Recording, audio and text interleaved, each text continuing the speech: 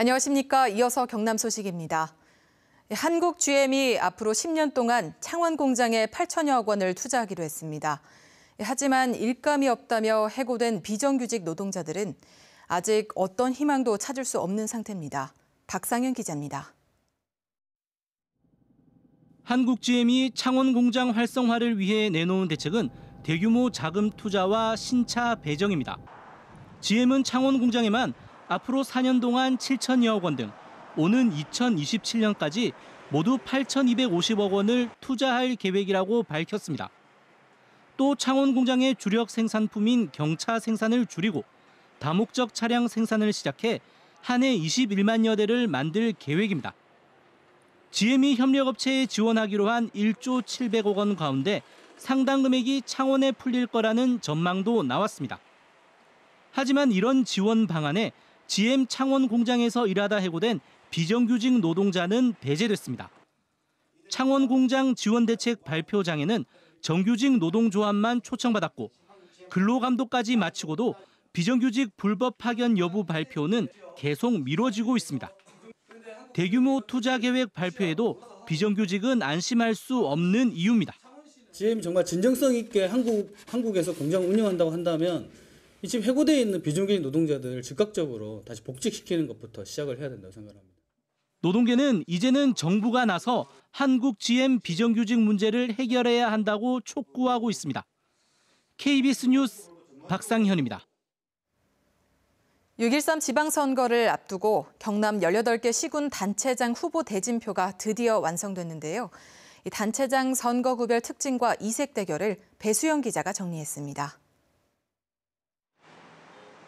이번 지방선거에서는 공통 분모를 가지거나 특이한 대결 구도가 많습니다.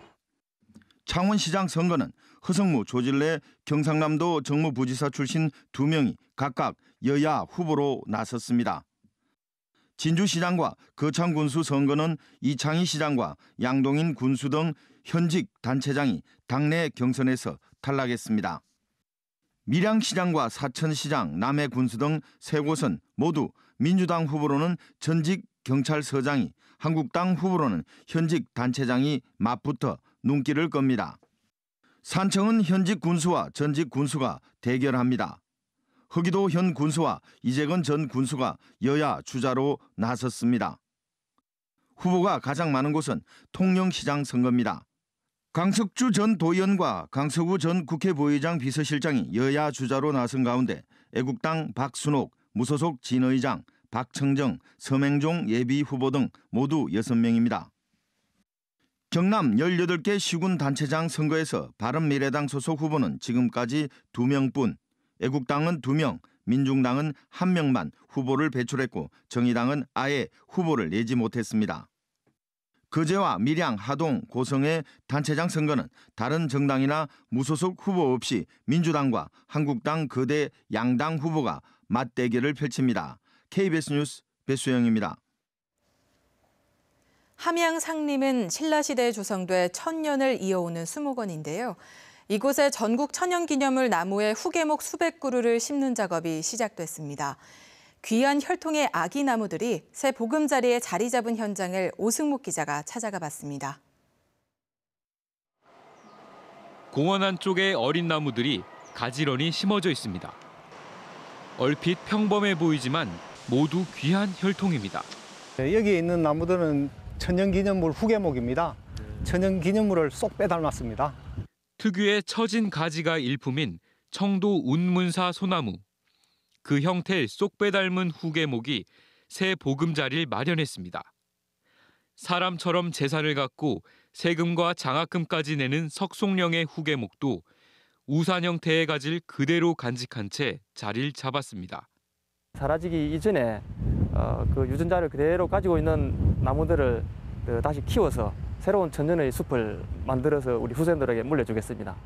한때 상림숲은 나무가 고사하는 등 위기였지만 보전의 묘책으로 숲의 가치를 더 키우게 됐습니다. 2022년까지 총 900주가 들어서면 명실상부 천연기념물 후계목이 한데 모인 천년의 정원이 완성됩니다. 천연기념물 때 후손들 작은 나무들을 심어가지고 나중에 한 10년 후에 우리 아들들이 이렇게 와서 보면 참 너무 훌륭하고 좋을 것 같습니다. 신라시대 최치원 선생이 홍수 등을 막기 위해 조성한 뒤 천년을 이어온 함양상림. 이제 천년기념물의 후손을 이어가며 또다시 천년을 열어가고 있습니다. KBS 뉴스 오승목입니다.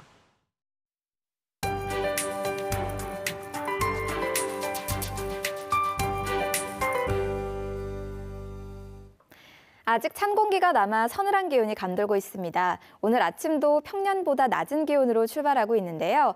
낮부터는 다시 기온이 크게 오르겠습니다. 창원의 낮 기온 24도 안팎으로 평년보다 3도 정도 높겠습니다. 내일부터는 3일간의 반가운 연휴가 시작됩니다. 하지만 날씨 상황이 썩 좋지는 않겠는데요.